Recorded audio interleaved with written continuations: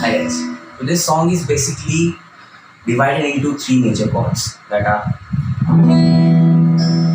E minor, D minor, and C major. These are the three main chords that have been used in the entire song.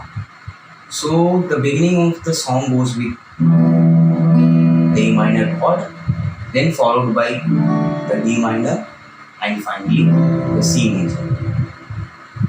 So follow up guys over here.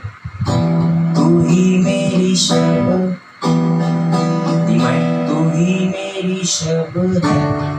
Where you say the है, from there itself you use the D minor chord. सुबह है तू ही दिन है मेरा.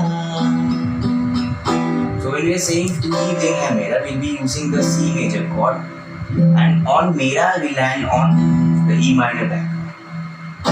तू ही दिन है मेरा, तू ही मेरा रब है, जहां है तू ही मेरी दुनिया. So this is how the song goes on, and throughout the song these three chords have been used. Thank you.